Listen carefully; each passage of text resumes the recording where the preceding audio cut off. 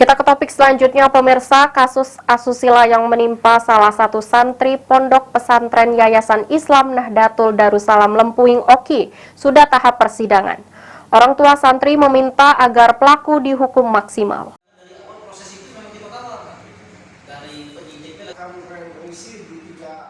Kasus asusila oleh oknum pengajar berinisial AM di Pondok Pesantren Yayasan Islam Nahdlatul Darussalam Desa Tugu Jaya, Kecamatan Lempuing, Kabupaten Oki sudah bergulir di meja persidangan. Pelaku yang kini sudah menjadi terdakwa atas kasus asusila terhadap korban inisial BI 14 tahun yang tak lain merupakan santri di Pondok Pesantren Yasinda yang terjadi di bulan Maret 2023 lalu.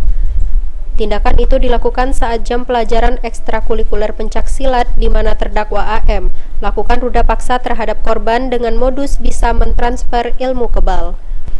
Silisia Sulamsi, ibu korban, didampingi kuasa hukumnya usai menghadiri persidangan tertutup di Pengadilan Negeri Kayu Agung dengan agenda keterangan terdakwa.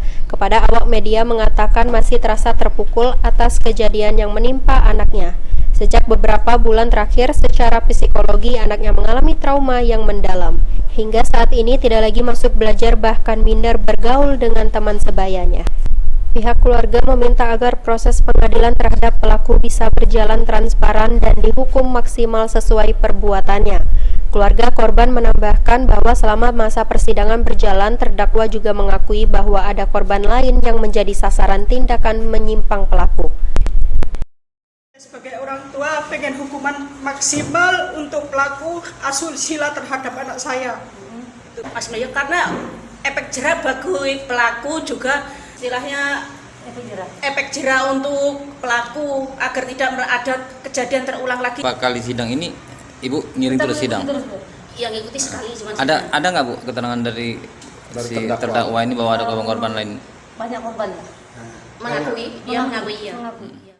Sementara itu, Ketua Dewan Dakwa Kabupaten Oki, Ustadz Sabit, saat dimintai tanggapannya mendukung penuh terhadap tuntutan keluarga korban tindak asusila oleh oknum pengajar di pesantren tersebut. Karena diketahui korbannya lebih dari satu, ini merupakan perbuatan tidak manusiawi bagi seorang publik figur di luar batas toleransi.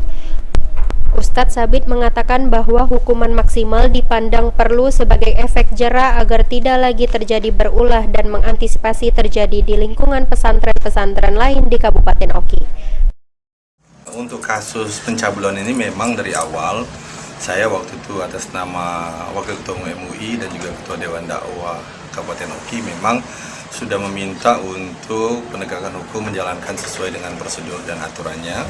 Yang kedua, untuk transparan kasus itu untuk diangkat. Yang ketiga, memang kita dari awal meminta bahwa hukuman itu harus maksimal, karena ini akan menjadi efek jerah. Karena yang bersangkutan adalah salah satu public figure di dalam lingkungan pesantren. Kekhawatiran kita kalau dia tidak maksimal, bisa jadi nanti kan ada pengurangan hukuman. Nah, karena itu kita dorong yang maksimal dulu.